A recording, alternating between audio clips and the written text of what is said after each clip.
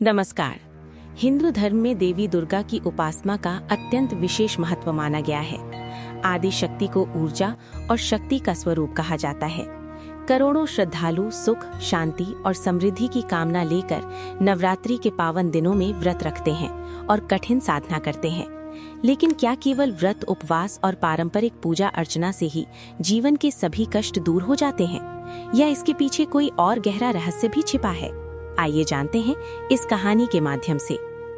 श्यामा, आज तेरे इस निर्जला व्रत का 8वां दिन है और तेरी हालत देख मुझे डर लग रहा है। हट छोड़ और कम से कम 1 गिलास दूध तो पी ले, ताकि तेरे शरीर में कुछ जान बनी रहे। मैया की साधना में दूध और फल का लालच कैसा स्वामी? ये तो मेरी अटूट श्रद्धा की परीक्षा है।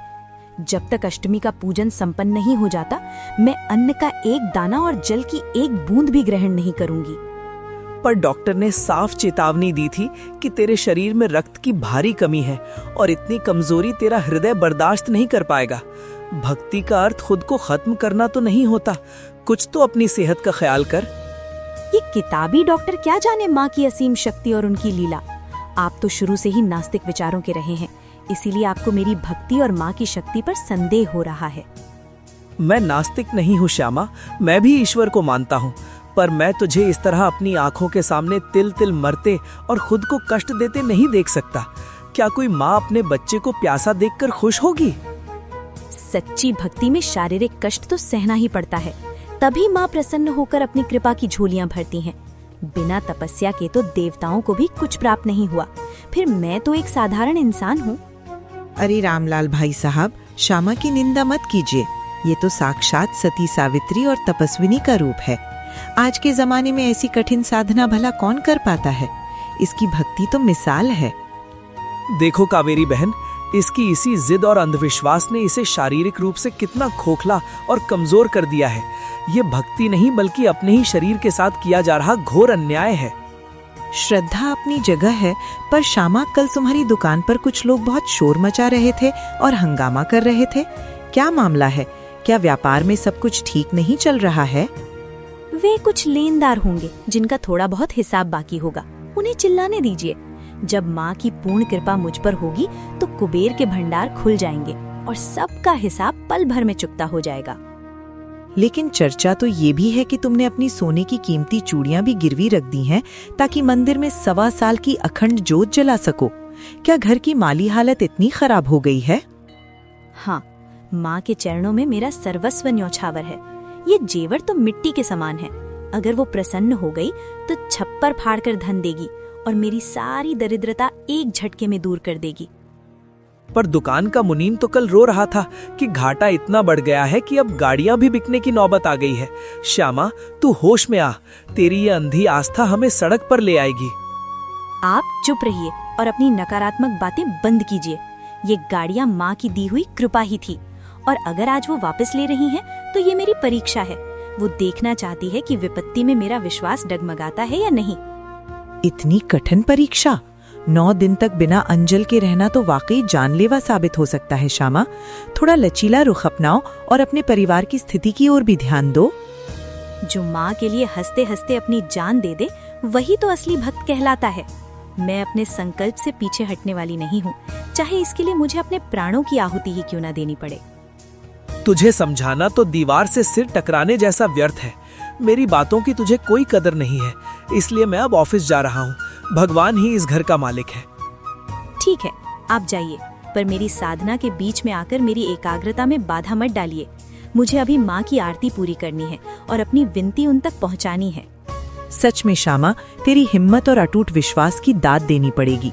पर फिर भी मैं कहूंगी कि इस मिट्टी के शरीर का भी थोड़ा ध्यान रख, क्योंकि शरीर रहेगा तभी तो पूजा होगी। मेरा ध्यान रखने वाली स्वयं जगदम्बा है। मुझे किसी और के संरक्षण की आवश्यकता नहीं है। अरे संभलो श्यामा, देखो कमजोरी की वजह से तुम्हारे पैर कांप रहे हैं और तुम गिरते गिरते बची हो। ये शुभ संकेत नहीं है। शरीर अब जवाब दे रहा है। मुझे कुछ नहीं हुआ है। ये तो बस माँ के चरणों की धूल मस्तक पर लगने का परमानंद है। भक्ति में ऐसे अनुभव तो होते ही रहते हैं, इसे कमजोरी मत समझो। ये कोई आध्यात्मिक आनंद नहीं बल्कि तेरी कोरी अज्ञानता और हठ है श्यामा। परमात्मा अपने बच्चों को भूखा रखकर या कष्ट देकर कभी खुश नहीं होते। ये कैसी तेरी सोच है? आप अपनी ये तर्क वितर्क वाली अक्ल अपने पास ही रखिए और मुझे चैन से माँ की सेवा करने दीजिए। ऐसे लोग भक्ति के मार्ग की बाधा के सिवाय और कुछ नहीं है। ठीक है भाई साहब, इन्हें इनके हाल पर ही छोड़ देना बेहतर है। बहस करने का कोई फायदा नहीं। जब माँ ने ही इन्हें चुना है तो अब वही इनकी रक्षा और न्याय करेगी। मैया, बस ये नवरात्र सफलतापूर्वक संपन्न करा देना और अपना चमत्कार दिखा देना। उसके बाद मुझे विश्वास है कि मेरे घर और जीवन में सब ठीक हो जाएगा। परमात्मा ही जाने इस भयानक जिद का अंत क्या होगा और हमें इसकी कितनी भारी कीमत चुकानी पड़ेगी। श्यामा की ये अटूट जिद उसे उस अंधे मोड़ पर ले आई थी जहां भक्ति का मार्ग अब धीरे धीरे उसके शरीर और सांसारिक सुखों को निगलने लगा था। राम राम श्यामा बहन, रुक जा, तू बहुत थकी हुई लग रही है। थोड़ी देर इस घने पेड़ की शीतल छांव में बैठकर सुस्ता ले, फिर अपने घर चली जाना। राम राम शशि, अभी मेरे पास बैठने का बिल्कुल भी समय नहीं है। मुझे जल्दी घर पहुंचकर जोत की तैयारी करनी है और माँ की सेवा में विलंब हो रहा है। देख बहन, मैं तुझे काफी समय से देख रही हूँ। तू भक्ति के नाम पर दिन ब दिन घुलती और कमजोर होती जा रही है। ऐसी भक्ति किस काम की जो तेरे को ही सुखाकर कंकाल बना दे? शशि, मैया की राह हमेशा कांटों और कठिनाइयों भरी होती है, पर जो इन कांटों पर चलता है अंत में वही पार लगता है। ये कष्ट ही तो मेरी भक्ति का प्रमाण है। पर तूने कभी शास्त्र पढ़े हैं?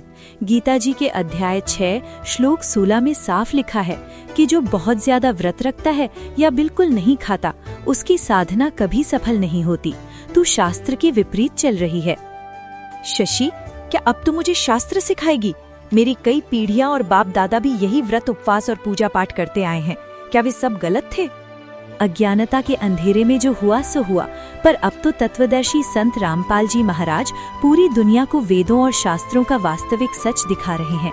कम से कम एक बार उनकी बात तो सुन। शशि, मैंने भी सुना है कि उनके आश्रम से जुड़कर लोग शराब, नशा और मांस जैसी बुराइयां पूरी तरह छोड़ देते हैं और बड़े सुखी हो जाते हैं। क्या ये सचमुच संभव है? हाँ राधा, बिल्कुल सच है, क्योंकि वहाँ उस पूर्ण परमात्मा की मंत्र शक्ति की ताकत मिलती है और शास्त्र अनुकूल नाम जाप से इंसान के बड़े से बड़े पाप और रोग कट जाते हैं। मुझे कोई पाप नहीं कटवाना और ना ही मुझे तेरा ज्ञान सुनना है। मुझे तो बस अपनी मैया को खुश रखना है, चाहे उसके लिए मुझे कितनी भी कठिन साधना क्यों ना करनी पड़े। परमात्मा तुझे सद्बुद्धि दे और तेरा कल्याण करे। मेरा फर्ज एक बहन के नाते तुझे सत्य से अवगत कराना था। आगे तेरी मर्जी और तेरा भाग्य। राम राम, अब दोबारा मेरे सामने ये बातें मत कहना, वरना हमारी दोस्ती खत्म हो जाएगी। शास्त्रों का सत्य श्यामा के द्वार पर खड़ा था, परंतु अहंकार और अज्ञान की पट्टी ने उसकी आंखों को इस कदर ढक लिया था कि उसे हितैषी भी शत्रु नजर आ रहे थे। भक्तों, अपनी तालियां रुकनी नहीं चाहिए। पूरे जोश के साथ गाते रहो। आज की रात बहुत पावन है। ऐसा लग रहा है मानो मैया साक्षात इस दरबार में पधारने वाली हैं। हे मैया, आज 8 रातें बीत गईं और मेरा शरीर अब जवाब दे रहा है, पर मेरी लगन कम नहीं हुई। अब तो अपनी एक दिव्य झलक दिखाकर मुझे कृतार्थ कर दे। श्यामा बेटी, तेरी ऐसी बेमिसाल तपस्या और अटूट निष्ठा देख तो स्वयं पत्थर भी पिघल जाए। तू वाकई इस युग की महान भक्तिनी है। तेरा कल्याण निश्चित है। देखो जरा, श्यामा की आंखों से भक्ति के कैसे अविरल आंसू बह रहे हैं। कितनी गहरी लगन है इसकी। इसने तो अपनी सुध बुध ही खो दी है माँ के प्यार में। पंडित जी, मेरे मन में एक शंका बार बार आ रही है। क्या मैया सच में मेरी पुकार सुन रही हैं? क्योंकि मेरे घर की माली और मानसिक हालत दिन ब दिन बिगड़ती ही जा रही है। धीरज रख बेटी। बड़े संकट तो केवल महान भक्तों पर ही आते हैं ताकि उनकी परीक्षा ली जा सके। तू बस अपना विश्वास बनाए रख और इस ज्योत को जलता रख। चलो भक्तों, अब सब झूमकर माँ का गुणगान गाओ। जो इस भक्ति में डूबेगा और झूमेगा, उसी पर मैया की असीम कृपा सबसे पहले बरसेगी। जय माता दी, मेरी माँ मेरी पुकार जरूर सुनेगी। जय माता दी, जय माता दी। श्यामा, मेरी लाडली बेटी, मेरी परम भक्त श्यामा, तेरी पुकार मुझ तक पहुंच गई है। तू मेरी सबसे प्रिय बेटी है और तेरी साधना से मैं प्रसन्न हूँ। मैया, क्या ये सचमुच आपकी दिव्य आवाज है? क्या आपने अपनी इस तुच्छ दासी को दर्शन देने की कृपा की है? चुप हो जाओ सब, शांत रहो। देखो, चमत्कार हो गया है। माँ स्वयं इस पंडाल में बोल रही हैं। श्यामा, तू कितनी भाग्यशाली है कि तुझे साक्षात माँ की वाणी सुनाई दे रही है। बेटी, तू अपने मार्ग से जरा भी डगमगाना मत। चाहे कितनी भी कठिनाई आए, तेरी श्रद्धा की ही जीत होगी। तू अब 1.25 साल की अखंड ज्योत जला, फिर देख मेरा चमत्कार। जो आपकी आज्ञा माँ, मैं वही करूंगी जो आप कहेंगी। पर माँ, घर में दरिद्रता बहुत बढ़ गई है। लेनदार परेशान कर रहे हैं और पति बहुत तनाव में है। तू बस पूरी निष्ठा से ये ज्योत जलाएगी तो तेरे वारे न्यारे हो जाएंगे और तेरी सारी दरिद्रता दूर भाग जाएगी। तेरा घर खुशियों, धन और वैभव से भर जाएगा। ये मेरा वचन है। देखो सब लोग, साक्षात देवी माँ ने इसे आशीर्वाद दिया है और इससे बात की है। अब तो श्यामा का भाग्य सोने की तरह चमक जाएगा और इसके सब दुख दूर हो जाएंगे। मैया, मैं आज इसी वक्त संकल्प लेती हूँ कि आपकी प्रसन्नता के लिए 1.25 साल क्या, मैं अपनी पूरी उम्र आपकी अखंड ज्योत जलाऊंगी और आपकी सेवा करूंगी। श्यामा, अब तो संदेह की कोई गुंजाइश ही नहीं बची। माँ ने खुद तुझसे बात की है। अब तुझे दुनिया की परवाह किए बिना केवल माँ के बताए रास्ते पर चलना चाहिए। पंडित जी, अब मुझे किसी की भी चिंता नहीं है। चाहे मेरा घर बिक जाए या कुछ भी हो जाए, पर माँ की ये ज्योत अब कभी नहीं बुझेगी। यही मेरा अब एकमात्र लक्ष्य है। बोलो सांचे दरबार की जय। श्यामा पर माँ की विशेष कृपा हुई है। आज हम सब इस अलौकिक घटना के साक्षी बने हैं। जय माता दी। जिस आवाज को श्यामा ने ईश्वरीय वरदान समझ लिया था, वो वास्तव में उसके जीवन में आने वाले उस महाविनाश की आहट थी, जिसे वो देख नहीं पा रही थी। सेठ जी, बहुत अनर्थ हो गया है। हमारी तिजोरी अब पूरी तरह खाली हो चुकी है। आज शाम को कारीगरों की मजदूरी देने के लिए हमारे पास एक फूटी कौड़ी भी नहीं बची है। बंसी, ये तुम क्या कह रहे हो? कल जो सोने का नया स्टॉक आने वाला था, उसका क्या हुआ? क्या वो माल हमें मिल गया है? सप्लायर ने माल देने से साफ मना कर दिया है। उसका कहना है कि जब तक हमारा पिछला सारा बकाया रुपया नहीं चुकाया जाता, तब तक वो हमें 1 ग्राम सोना भी नहीं देगा। हे भगवान, मैंने अपनी 3 कीमती गाड़ियां तक बेच दी ताकि दुकान चल सके। फिर भी कर्ज का बोझ कम होने के बजाय बढ़ता ही जा रहा है। अब मैं क्या करूं? रामलाल, मेरी इस महीने की किश्त का क्या हुआ? आज आखिरी तारीख है और अगर आज पैसे नहीं मिले तो मैं सीधा कोर्ट जाऊंगा। धनी राम जी, मेरी स्थिति को समझने की कोशिश कीजिए। थोड़ा वक्त और दीजिए। मुझे विश्वास है कि व्यापार फिर से संभल जाएगा और मैं आपका एक एक पैसा लौटा दूंगा। व्यापार संभल नहीं रहा है रामलाल, बल्कि पूरी तरह डूब रहा है। मैंने सुना है कि तुम्हारी पत्नी ने घर के सारे बचे खुचे जेवर भी उस अखंड ज्योत में घी खरीदने के लिए चढ़ा दिए हैं। वो पूरी तरह पागल हो गई है और किसी की बात नहीं सुनती। उसे लगता है कि 1.25 साल की ये अखंड ज्योत सब कुछ जादुई तरीके से ठीक कर देगी, जबकि हम सड़क पर आ रहे हैं। ज्योत घर रोशन करने के लिए होती है रामलाल, पर यहाँ तो तुम्हारी मूर्खता से पूरा घर जलकर राख हो रहा है। मुझे कोई बहाना नहीं चाहिए। कल सुबह तक मेरे पैसे मिल जाने चाहिए। सेठ जी, अभी बैंक से भी अंतिम नोटिस आ गया है। अगर हमने इस हफ्ते भुगतान नहीं किया तो वे हमारी ये दुकान कुर्क कर लेंगे और सील लगा देंगे। सेठ जी, अनर्थ हो गया। पुलिस की गाड़ी दुकान पर खड़ी है और वे आपको ढूंढ रहे हैं। लगता है मामला बहुत बिगड़ गया है। पुलिस? अब क्या बाकी रह गया था जो पुलिस भी आ गई? लगता है मेरी किस्मत में अब जेल की हवा खाना ही लिखा है। लेनदारों ने मिलकर आपके खिलाफ धोखाधड़ी और गबन का केस दर्ज करा दिया है। वे बहुत गुस्से में हैं और आपको अभी पुलिस के साथ थाने चलना होगा। हे मैया, बचा ले मेरे सुहाग को और हमारे घर की लाज रख ले। देख माँ, मैं दिन रात तेरी कितनी सेवा और साधना कर रही हूँ। क्या तू मेरा ये दुख नहीं देख रही? अब तेरी मैया नहीं बल्कि कानून की हथकड़ियां बोलेंगी श्यामा। तेरी इस अंधी जिद और गलत भक्ति ने एक हंसते खेलते घर और मुझे पूरी तरह बर्बाद कर दिया। नहीं, मेरी माँ ऐसा कभी नहीं होने देगी। वो जरूर आएगी और हमारी रक्षा करेगी। वो अपने भक्तों को अकेला नहीं छोड़ती।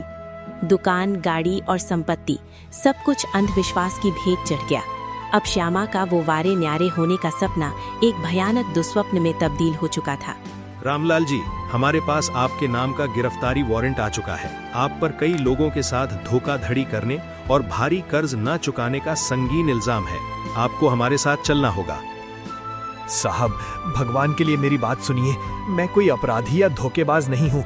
बस व्यापार में भारी घाटा हुआ है और परिस्थितियाँ मेरे नियंत्रण से बाहर हो गई हैं। मैं सबका पैसा चुका दूंगा। रुको इंस्पेक्टर साहब, आप मेरे पति को हाथ नहीं लगा सकते। मेरे घर में साक्षात माँ की अखंड ज्योत जल रही है। यहाँ कोई पुलिस या कानून की कार्रवाई नहीं हो सकती। कानून अपना काम करेगा बहन जी। आपकी ये धार्मिक भावनाएं पुलिस की कानूनी कार्रवाई को नहीं रोक सकती। हमें अपना फर्ज पूरा करने दीजिए और रास्ते से हटिए। सिपाही, जल्दी से इस औरत को रास्ते से हटाओ। ये पूरी तरह पागल हो चुकी है और अपनी जान जोखिम में डाल रही है। इसे सुरक्षित किनारे करो। श्यामा, जिस पत्थर की मूर्ति और जिस माँ को तू पुकार रही है, उसने ही तुझे आज इस बदहाली के मोड़ पर पहुंचा दिया है। अब तू किसे दोष देती है, अपनी किस्मत को या अपनी अज्ञानता को? गाड़ी स्टार्ट करो और तुरंत थाने ले चलो। राम राम, कोई तो रोको। मेरी मैया, तूने मुझे इतना बड़ा धोखा क्यों दिया? मैंने तेरी सेवा में क्या कमी छोड़ी थी जो आज मुझे ये दिन देखना पड़ा? जब पति की हथकड़ियां और समाज की जिल्लत भी श्यामा का भ्रम नहीं तोड़ सकी, तब नियति ने उसे उस अंतिम सत्य के पास भेजने का निर्णय लिया जहां से वापसी संभव थी। देवी दुर्गा ने श्यामा के स्वप्न में प्रकट होकर उसे भ्रम से निकाला और दुखों के अंत हेतु केवल तत्वदर्शी संत की शरण में जाने का मार्ग दिखाया। शशि, ओ शशि बहन, जल्दी दरवाजा खोल। मैं पूरी तरह बर्बाद हो गई हूँ और अब तेरे सिवा मेरा कोई सहारा नहीं है। मेरी मदद कर। इतनी सुबह सुबह कौन हमारे घर का दरवाजा इस तरह पीटे जा रहा है? जरा रुको, मैं आकर देखता हूँ कि क्या मुसीबत आ गई है। श्यामा, तू इतनी सुबह इस हाल में यहाँ? आखिर हुआ क्या है मेरी बहन? मुझे माफ कर दे शशि। मैंने अज्ञानता के अहंकार में तेरी एक बात नहीं मानी और तुझे बहुत बुरा भला कहा। मैं कितनी मूर्ख थी। अरे, पहले अंदर आ और थोड़ा पानी पीकर शांत हो जा। जो बीत गया सो बीत गया। अब तू खुद को इस तरह मत सता। तू बिल्कुल सही कहती थी शशि। मेरी उस अंधी आस्था और मनमानी साधना ने मेरा हंसता खेलता संसार उजाड़ दिया। मेरे निर्दोष पति को पुलिस घसीटकर जेल ले गई है। हमने कल की उस दुखद घटना के बारे में सुना श्यामा जी, पर आप हिम्मत मत हारिए। उस पूर्ण परमात्मा के यहाँ देर जरूर हो सकती है, पर कभी अंधेर नहीं होता। आज रात स्वयं देवी दुर्गा मेरे सपने में आई थी और उन्होंने मेरी आंखें खोल दी। धन्य है मेरे दयालु गुरुदेव संत रामपाल जी महाराज। उन्होंने आज तुझ जैसी एक तड़पती और भोली आत्मा को अपनी शरण में लेने के लिए स्वयं माँ दुर्गा को माध्यम बनाया। मैया ने मुझसे साफ कहा कि मेरे प्रारब्ध के कर्मों और संकटों को काटने की सामर्थ्य केवल संत रामपाल जी के पास है। शशि, मुझे अभी इसी वक्त उनके पास ले चल। मैं और इंतजार नहीं कर सकती। मैं तुझे जरूर ले चलूंगी बहन, ये तो मेरा सौभाग्य होगा। पर पहले मुझे ये बता कि क्या तू अब भी उस पुरानी और गलत शास्त्र विरुद्ध साधना को तो दोबारा नहीं पकड़ेगी? कभी नहीं शशि। अब मुझे अच्छी तरह समझ आ गया है कि बिना सही गुरु और बिना शास्त्रों के ज्ञान के की गई भक्ति घने अंधेरे में भटकने के सिवा और कुछ नहीं है। शशि, मेरे पास तो अब बस की किराए तक के पैसे नहीं बचे हैं। लेनदारों ने और पुलिस ने सब कुछ छीन लिया। मैं आश्रम तक कैसे पहुंचूंगी? पैसे की रत्ती भर भी चिंता मत कर श्यामा। मेरे गुरुजी का दरबार तो पूरी दुनिया के गरीब और मजलूमों के लिए खुला है। तू बस अपना मन साफ रख, बाकी सब वो देख लेंगे। आज मुझे सच में ऐसा महसूस हो रहा है जैसे मेरा नया जन्म हुआ है और मेरी आंखों से अंधेरा छट गया है। तू ही मेरी सबसे बड़ी हितैषी और असली बहन निकली। ये मेरा कोई कमाल नहीं है, ये सब केवल गुरुजी की अपार दया और प्रेरणा है। चल, अब ज्यादा देर मत कर। आश्रम जाने वाली बस कुछ ही देर में स्टैंड से निकलने वाली होगी। अहंकार की राख से अब एक सच्ची जिज्ञासा का जन्म हुआ था। श्यामा का हर कदम अब विनाश के अंधेरे से निकलकर सत्य के उजाले की ओर बढ़ रहा था। सतलोक आश्रम की पावन धरा पर कदम रखते ही श्यामा को उस आत्मिक शांति का अनुभव हुआ जो उसे कहीं और न मिल सकी। तत्वदर्शी संत से नाम दीक्षा लेकर और मर्यादा का संकल्प कर अब उसका जीवन अंधकार से प्रकाश की ओर बढ़ चला था। शशि बहन, आज सुबह से ही मेरा मन बहुत प्रसन्न और हल्का महसूस कर रहा है। ऐसा लग रहा है मानो कोई बहुत बड़ा शुभ समाचार हमारे घर के दरवाजे पर आने वाला है। ये तेरे नाम सुमिरन और गुरुजी की अपार कृपा का ही असर है श्यामा। जब भक्त का सुमिरन शुद्ध और निष्काम होता है तो परमात्मा स्वयं उसके बिगड़े काम बनाने के लिए सक्रिय हो जाते हैं। श्यामा जी, कहाँ हैं आप? मुबारक हो, एक बहुत बड़ी और अविश्वसनीय खुशखबरी लेकर आया हूँ जिसे सुनकर आप दंग रह जाएंगी। वकील साहब, क्या हुआ? क्या पुलिस ने मेरे पति से जेल में मिलने की अनुमति दे दी है या फिर केस में कोई छोटी मोटी राहत मिली है? मिलने की बात छोड़िए, आप तो रामलाल जी के स्वागत की तैयारी कीजिए। कोर्ट ने उन्हें सभी आरोपों से बाइज्जत बरी कर दिया है और उनकी रिहाई का आदेश जारी हो गया है। क्या? पर वकील साहब, पिछले हफ्ते तो आपने ही कहा था कि ये केस बहुत पेचीदा है और उन्हें बाहर निकालने में सालों लग सकते हैं। ये सब इतनी जल्दी कैसे हुआ? ये तो किसी बड़े चमत्कार से कम नहीं है। उस असली अपराधी ने, जिसकी वजह से ये सब हुआ था, कल खुद थाने जाकर सरेंडर कर दिया और जज के सामने अपना जुर्म कबूल कर लिया। देखा श्यामा, इसी की कहते हैं सद्गुरु की महिमा और न्याय। जो काम दुनिया की कोई अदालत या वकील नहीं कर पाया, वो मेरे परमात्मा ने तेरी पुकार सुनकर पल भर में कर दिखाया। मेरे गुरुदेव, आपने मेरी और मेरे सुहाग की लाज रख ली। 7 दिन की सच्ची और शास्त्रानुकूल भक्ति ने वो चमत्कार कर दिखाया जो बरसों की हठ धर्मिता न कर सकी। सत्य के मार्ग पर चलते ही दुख के बादल छटने लगे थे। राम राम श्यामा। अरे आज नवरात्र की शुरुआत है, पर तेरे घर में पहले जैसा कोई शोर शराबा या ढोल नगाड़ा नहीं बज रहा। क्या इस बार तूने कोई उपवास या व्रत नहीं रखा? राम राम कावेरी बहन, अब बाहर के दिखावे वाले ढोल नगाड़े हमेशा के लिए शांत हो गए हैं। अब तो मन के अंदर ही 24 घंटे नाम का सुमिरन चलता है, जो सबसे बड़ी शांति है। आओ कावेरी बहन, बैठो। अब हमने वो वास्तविक भक्ति पाली है जिसमें शरीर को भूखा रखने या कष्ट देने की नहीं, बल्कि अपने मन को विकारों से मुक्त और शुद्ध करने की जरूरत है।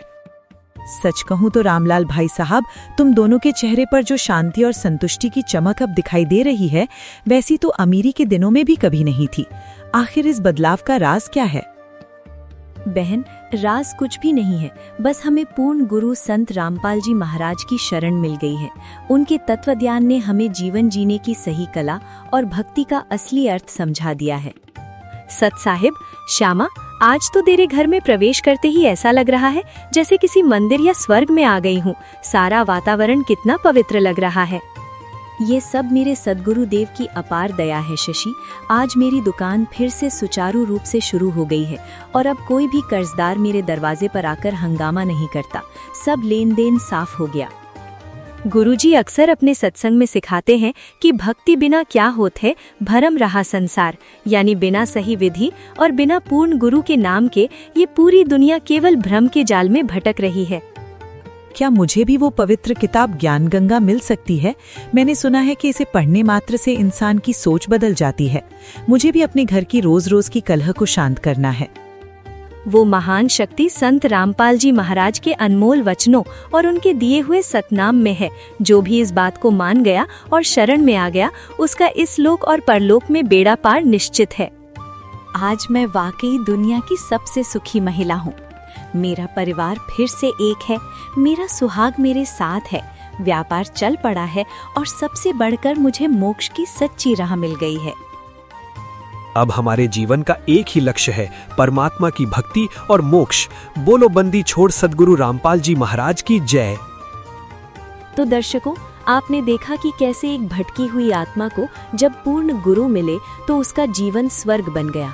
शास्त्र विरुद्ध साधना केवल कष्ट देती है, जबकि शास्त्रानुकूल भक्ति से लोक और परलोक दोनों सुधर जाते हैं। आज ही सत्य को पहचानें और अपना कल्याण कराएं। अगर आपको ये वीडियो अच्छी लगी हो तो हमारे 2D सनातनी कहानी चैनल को सब्सक्राइब जरूर करें। वीडियो को लाइक करें और कमेंट करके अपनी राय हमें जरूर बताएं। धन्यवाद।